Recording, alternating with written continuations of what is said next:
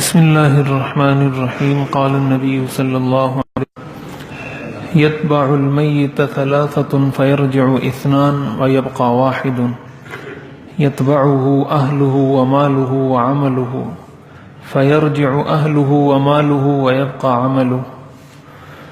حضور نبی کریم سرور دو عالم صلی اللہ علیہ وسلم نے ارشاد فرمایا، میت کے ساتھ تین چیزیں قبر تک جاتی ہیں، جن میں سے دو چیزیں واپس آ جاتی ہیں، ایک چیز اس کے ساتھ رہ جاتی ہے۔ اس کے گھر والے، اس کا مال اور اس کا عمل، یہ تین چیزیں اس کے ساتھ جاتی ہیں۔ پھر اس کے گھر والے بھی واپس آ جاتے ہیں، جو اس کا مال گیا ہوتا ہے ساتھ، کوئی گاڑی ہے، کوئی چیز اس کے مال میں سے، اس کے میراث میں سے جو چیزیں ہیں وہ بھی گھر والے واپس اپنے ساتھ لے آتے ہیں۔ وَيَبْقَى مَعَهُ عَمَلُهُ، اور اس کا عمل اس کے ساتھ قبر میں باقی رہ جاتا ہے۔ یہ مسلم شریف کی روایت ہے، حضرت انس بن مالک رضی اللہ تعالیٰ عنہ اس حدیث شریف کے راوی ہیں۔ اس حدیث شریف کا مطلب یہ ہے کہ انسان اس دنیا میں زندگی گزارتا ہے تو اس دنیا کی زندگی کو مقصد بنا لیتا ہے۔ وہ یہ سمجھتا ہے کہ میں نے اس دنیا میں ہمیشہ کے لیے رہنا ہے۔ بہت سارے لوگوں کے جنازے ہم نے اٹھائے، بہت سارے لوگوں کو ہم نے قبروں میں اتارا، لیکن ہم یہ سمجھتے ہیں کہ یہ سب کچھ اوروں کے لیے ہے، میں نے شاید نہیں مرنا۔ جب بھی ہم اس طرح کی کوئی بات سنتے ہیں تو ہمارے ذہن میں یہ آتا ہے کہ اس نے مرنا ہے، فلاں نے مرنا ہے، فلاں نے مرنا ہے۔ اپنے بارے میں کبھی ہمیں خیال نہیں آتا کہ ہم نے بھی مرنا ہے۔ تو اس حدیث شریف میں یہ بتلایا گیا کہ انسان کے ساتھ صرف اس کا عمل باقی رہتا ہے، اور اس کا عمل وہی ہے جو دنیا میں اس نے نیک کام کیا یا برا کام کیا، اچھی زندگی گزاری، شریعت پر عمل کیا یا شریعت کے مخالف اور اللہ کی ناراضگی کے مطابق زندگی گزاری۔ حدیث شریف میں آتا ہے کہ جب انسان کو قبر میں رکھ دیا جاتا ہے تو اس کے پاس ایک خوبصورت شکل والا، خوبصورت اچھی خوشبو والا، اچھی حیت والا ایک نوجوان آتا ہے، اور وہ اس کو کہتا ہے ابشر بالذی یسرک، خوشخبری قبول کرو ایسی چیز کے ساتھ، ایسی خبر کے ساتھ جو تمہیں خوش کر دے۔ تو وہ قبر والا شخص پوچھتا ہے کہ تم کون ہو؟ تو آگے سے وہ جواب میں کہتا ہے انا عملک الصالح، میں تمہارا نیک عمل ہوں۔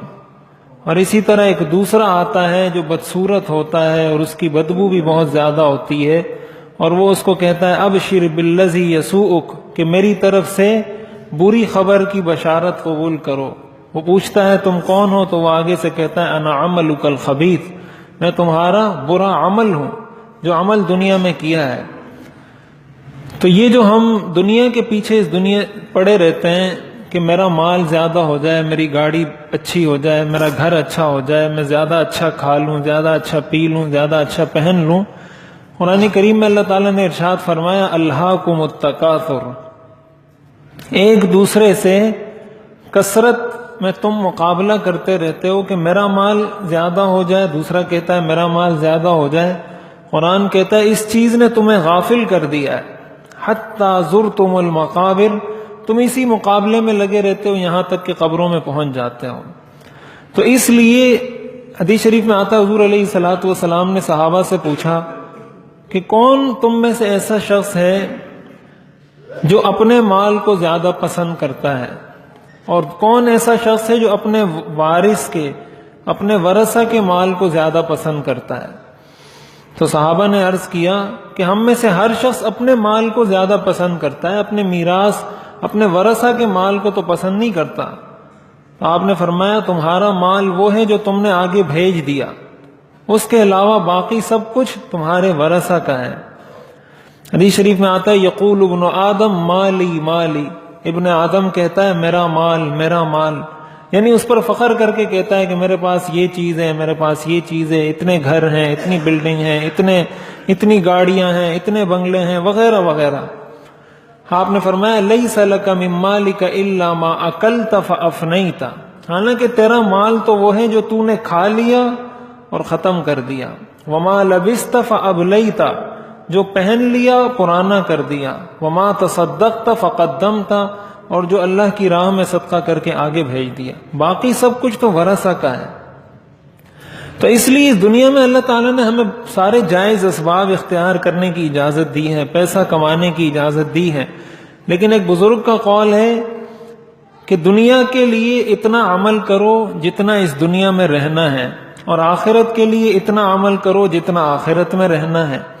اب ہم ذرا اپنی زندگی پر غور کریں کہ ہم دنیا کے لیے کتنی محنت کرتے ہیں اور آخرت کے لیے کتنی محنت کرتے ہیں۔ دنیا میں ہمیں کتنے دن رہنا ہے اور آخرت میں کتنے دن رہنا ہے؟ کیا جتنی محنت ہمیں یہاں رہ کر دنیا کے لیے کرتے ہیں اتنی محنت ہم نے آخرت کے لیے کی ہے یا نہیں کی؟ اگر نہیں کی تو یقیناً یہ لمحہ فکریہ ہے۔ ہم دنیا کے اندر پڑھ کر، دنیاوی مصروفیات کے اندر پڑھ کر اپنی آخرت سے غافل ہو جاتے ہیں۔ ہمیں آخرت یاد نہیں رہتی، اور انسان کو اس وقت سمجھ آتی ہے، اس وقت انسان کو ہوش آتا ہے جب اس کے پاس پھر کچھ کرنے کے لیے نہیں ہوتا۔ مرنے کے بعد تو ہر انسان ہی کہے گا کہ لو ان لنا کرۃ، کہ اگر مجھے ایک موقع اور مل جائے، ایک موقع اور مل جائے۔ تو ظاہر ہے یہ تو امتحان کی جگہ ہے۔ تو اس لیے جو ہمارے ساتھ قبر میں رہنے والی چیز ہے، والدین بھی یہیں رہ جائیں گے، اولاد بھی یہیں رہ جائے گی، مال بھی یہیں رہ جائے گا، اور اسی مال کی محبت میں ہمارے لوگ میراث تقسیم نہیں کرتے۔ اچھے اچھے دیندار لوگ بہنوں کو میراث میں حق نہیں دیتے، بیٹیوں کو میراث میں حق نہیں دیتے۔ بہت سارے لوگ نابالغ جو ہوتے ہیں میراث میں، ان نابالغ بچوں کا میراث کا حق دبا لیتے ہیں۔ تو یہ ساری وہ چیزیں کہ یہ سب ہم اس لیے کرتے ہیں کہ میرا مال زیادہ ہو جائے۔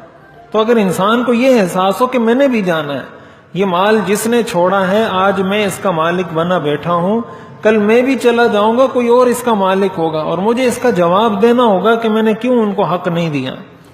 تو اس لیے انسان جب مقصد آخرت کو بنا لیتا ہے، پھر اس طرح کے گناہوں سے اللہ تعالیٰ اس کی خود حفاظت کرتے ہیں۔ اور جب اس کے سامنے دنیا کی محبت ہوتی ہے اور دنیا کی ساری رنگینیاں اس کے سامنے ہوتی ہیں، آخرت سے وہ غافل ہوتا ہے، تو پھر اس طرح کے گناہوں میں مبتلا ہوتا ہے۔ تو عقیدہ آخرت یہ مسلمانوں کا وہ عقیدہ ہے جو مسلمانوں کو دوسری تمام قوموں سے جدا کرتا ہے۔ ایک مسلمان گناہوں سے اس لیے بچتا ہے کہ اس کو پتا ہے کہ میں نے ایک ایک چیز کا جواب دینا ہے، اور جو لوگ اس کا عقیدہ نہیں رکھتے وہ تو کہتے ہیں یہ دنیا ہی کی زندگی ہے۔ تو ہم اگر آخرت کا عقیدہ رکھتے ہیں، ہمیں اپنے ہر قدم پر، اپنے ہر عمل پر یہ دیکھنا ہوگا کہ آخرت میں اس کا جواب دے سکتا ہوں یا نہیں۔ اللہ تعالی ہم سب کو عمل کرنے کی توفیق عطا فرمائے۔